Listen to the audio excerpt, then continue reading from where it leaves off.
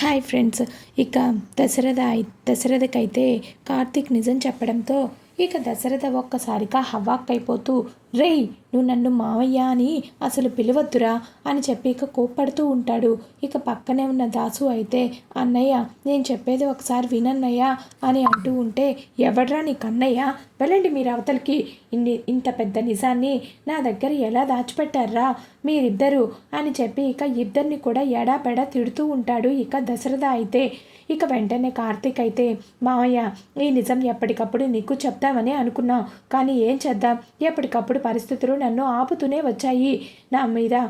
అసలు నా కూతుర్ని నా నుంచి దూరం చేసేంత కోపం నా మీద ఎవరికుందిరా, నేనెప్పుడు కూడా చీమకు కూడా అన్యాయం చేయను కదరా అని చెప్పి ఇక బాధపడుతూ ఉంటాడు దశరథ అయితే.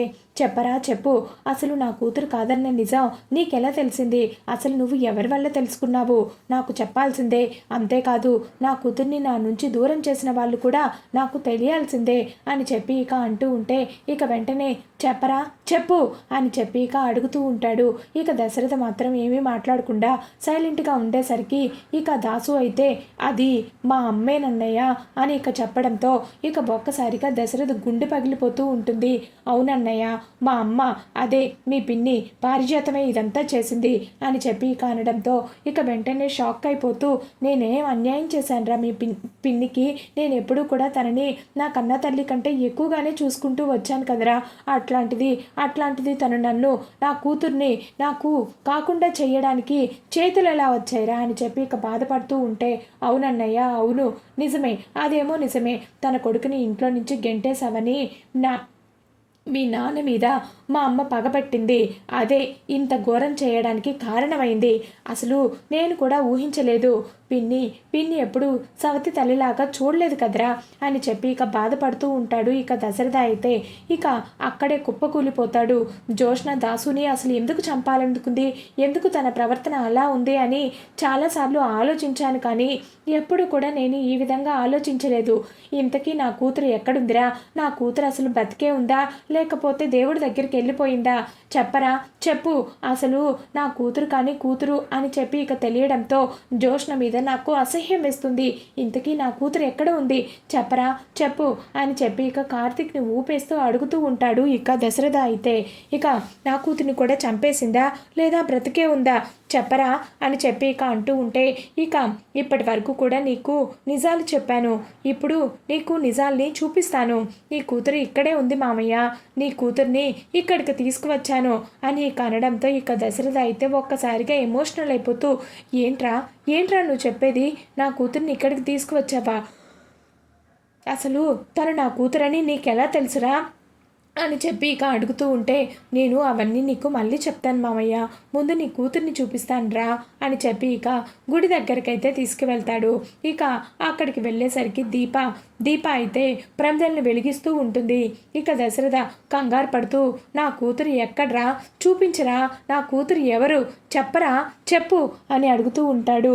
ఇక అప్పుడే ఆ ప్రమిదల మధ్యనున్న జ్యోతి వెలిగిస్తున్న దీపే నీ కూతురు, అదిగో ఆ దీపే అని చెప్పి ఇక చెయ్యి పెట్టి చూపిస్తే, ఇక దశరథ, రే కార్తీక్ ఏమంటున్నావురా, దీప నా కూతురా, అవును మామయ్య అవును, నా భార్య దీపే నీ కూతురు, నీ కన్న కూతురు, చిన్నప్పుడే నీ నుంచి దూరంగా పోయినా నీ సొంత కూతురు, పారిజాతం నీ నుంచి వేరు చేసిన ఆ కూతురు ఎవరో కాదు దీపే అని చెప్పి ఇక అనడంతో ఇక వెంటనే షాక్ అయిపోతూ ఉంటాడు.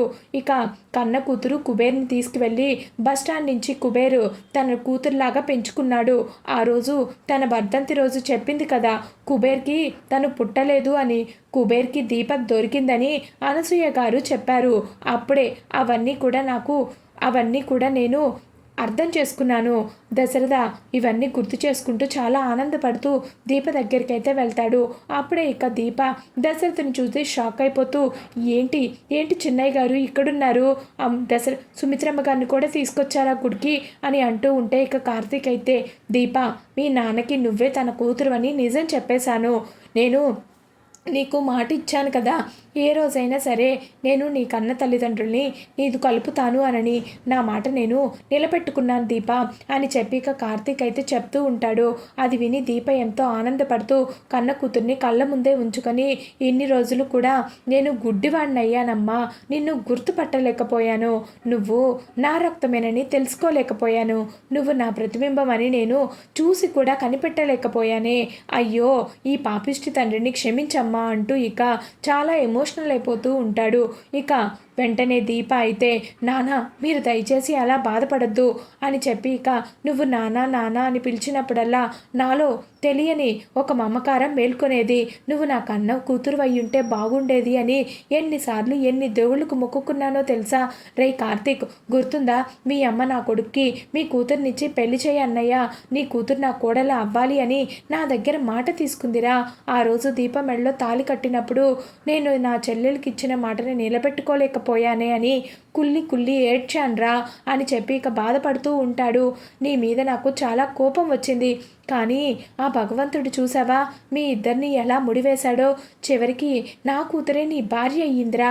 నా చెల్లెలకి నేను ఇచ్చిన మాట నిలబెట్టుకున్నాను, తన మోన కొడలే తన ఇంటిని చక్కదిద్దే కోడలైందన్న విషయం నాకు చెల్లెలకి తెలుసా లేదా అని చెప్పి ఇక అడుగుతూ ఉంటాడు. ఇక దశరథ అయితే ఆ మాటలు విన్నా కార్తీక్ అయితే లేదు మామయ్య, ఈ విషయం ఎవరికీ తెలీదు, నీకు నాకు దీపకి అలాగే దాసు మామయ్యకి, ఇంకా ఇంకొక విషయం నీకు చెప్పనా, తన కూతురు జోష్న నీ కూతురు కాదన్న విషయం జోష్నకి ఎప్పుడో తెలుసు అని చెప్పి కానడంతో ఇక దశరథ గుండె ఒక్కసారిగా పగిలిపోయినంత పని అయిపోతుంది.